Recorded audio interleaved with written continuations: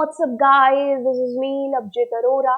स्वागत है आप सभी बच्चों का आज की इस क्लास के अंदर। जी हाँ, बिल्कुल आप बच्चे जुड़ चुके हो क्लास 12 इंफॉर्मेटिव प्रैक्टिसेस और आप आए हो यहाँ पर एक शॉर्ट चेकलिस्ट की जांच पड़ताल के अंदर। ओके, तो जी हाँ, बिल्कुल इस वीडियो के अंदर मैं आपको बताने वाली हूँ कि जब आप एग्जाम में बैठोगे तो ऐसे कौन से क्वेश्चन हैं जो आपको गारंटेड आपके पेपर के अंदर देखने को मिलेंगे।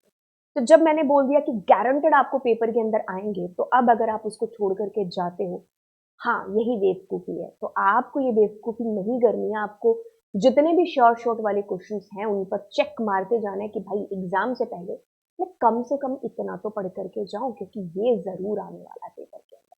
तो चलिए बात करते हैं यहाँ पर सबसे पहले पैंडास, जो कि 25 नंबर का है।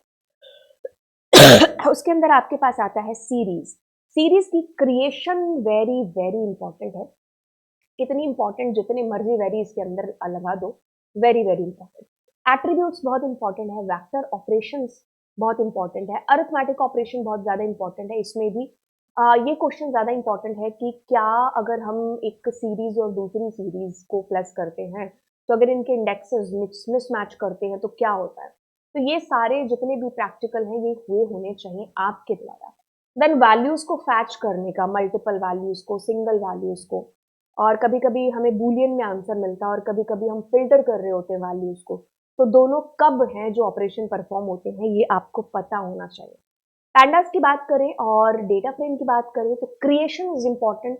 बीते हुए 2 सालों के अंदर आपको डिक्शनरी ऑफ सीरीज क्रिएशन है जो पेपर में लगातार आया है। तो आप जो है स्पेसिफिकली क्रिएशन किससे करना है अपने डेटा फ्रेम का, ये आपके माइंड में एक क्लैरिफिकेशन होना चाहिए, क्योंकि पेपर में स्पेसिफिकली आ सकता है कि आप इसी से ही डेटा फ्रेम को क्रिएट करके बताओ। एट्रीब्यूट्स महा इंपॉर्टेंट है, ठीक है। साइज आपके पास इंपॉर्टेंट है। आपको शेप से पूछा जा सकता है क्वेश्चन, कॉलम से पूछा जा सकता है आपको क्वेश्चन। एक नया कॉलम जोड़ना, पुराने को मॉडिफाई करना, नई रो को जोड़ना, पुरानी को मॉडिफाई करना, कॉलम और रो को डिलीट करना, रीनेम। अगर आपने मेरे साथ बीती हुई क्लासेस लगाई होंगी जिसमें मैंने PYQs कराए थे, आपने ये चीज पाई थी कि रीनेम, डिलीट, ये सारी चीजें बहुत बार पूछी गई। तो मतलब ये आएंगी ही आएंगी पेपर के अंदर।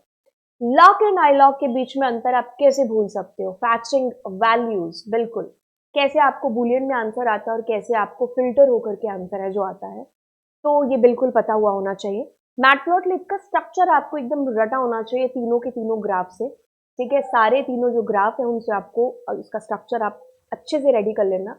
एसक्यूएल अगर बेसिक्स की बात करें तो लाइक, नल, नॉट नल, ये आपको पता होना चाहिए। अब क्योंकि तो डेटाबेस और एसक्यूएल जो 11th में पढ़ा था वो भी इंपॉर्टेंट है, तो प्राइमरी की आप इसमें ऐड कर लीजिए। क्रिएशन ऑफ टेबल आप ऐड कर लीजिए। टेबल क्रिएशन के बाद वैल्यूज को इंसर्ट करना, ये आपको बेसिक पता होना चाहिए जो आपने क्लास 11th में पढ़ा है। बात करेंगे इस साल, देखो text function, maths function, date function, इसमें कुछ भी ऐसा नहीं है कि ये इंपॉर्टेंट है और ये इंपॉर्टेंट है। क्योंकि क्या होता है कि आपके पेपर में आपको एक फंक्शन के अंदर दूसरा फंक्शन मिक्स करके सारे फंक्शंस इंक्लूड कर दिए जाते हैं।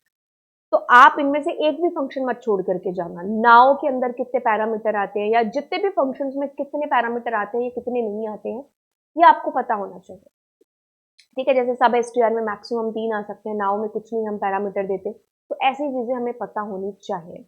ओके, जैसे इन STR के अंदर अगर हम कोई ऐसी स्ट्रिंग दें जो कि मौजूद नहीं है, तो वो क्या रिटर्न करता है, तो ऐसे क्वेश्चन याद रखना। देन मैक्स, मिन, एवरेज फंक्शन, ये सारे आपको एग्रीगेट फंक्शंस पता होने चाहिए।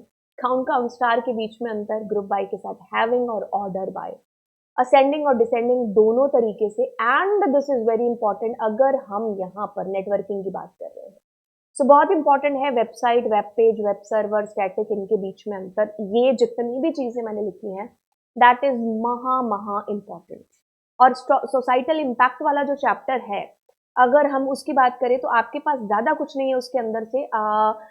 डिजिटल फुटप्रिंट्स, इनकी परिभाषा आपको पता होनी चाहिए। और उसके अंदर स्पेसिफिकली आपको कुछ ऐसे क्वेश्चंस आते हैं जो कि जैसे कि मान लो कोई बच्चा पढ़ने के लिए बैठा है, तो अब आप उसको एडवाइस करो कि उसको कैसे पढ़ने के लिए बैठना है, मतलब उसकी कमर में दर्द हो रहा है, कुछ इस तरीके के क्वेश्चन कि आप उसको कहोगे कि उसको एकदम स्ट्रेट है जो बैठना है। फिर एक सिचुएशन आपको दे करके पूछा जाएगा कि इसके साथ कौन सा साइबर क्राइम है जो हुआ है, तो इसको इस सिचुएशन में क्या है जो करना चाहिए। तो आप ऐसे क्वेश्चंस को जरूर है जो रेडी कर लेना सोसाइटल इम्पैक्ट वाले के अंदर। डिजिटल फुटप्रिंट जो मैंने अभी आपको बताया, इसके जितने भी 2 टाइप्स हैं दैट यू नो, आपको पता होने चाहिए। नेटिक्वेट्स के ऑफ कोर्स नेटिक्वेट की 2-4 चीज़ें आप जो है पढ़ लेना, ठीक है? बाकी बुक में रटी-रटाई चीज़ें तो नहीं, लेकिन आप खुद से भी इस क्वेश्चन को है जो बिल्कुल अटेम्प्ट कर पाएँगे।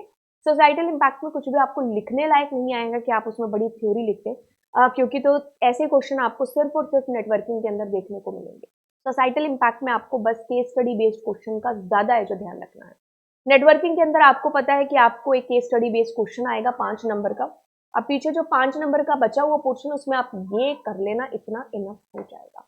तो चलिए फिर आपको मिलते हैं अगली क्लास के अंदर। ये था जी शॉर्ट शॉर्ट क्वेश्चंस की चेकलिस्ट एंड अब आपको मैं मिलती हूँ अगली क्लास के अंदर। दोस्तों के साथ ज़रूर है जो इस लेक्चर को, इस वीडियो को, इस चैनल को शेयर कर देना। बस इतनी सी बात और मिलते हैं आपसे अगली क्लास में। ऑल द बेस्ट आपके एग्जाम्स के लिए।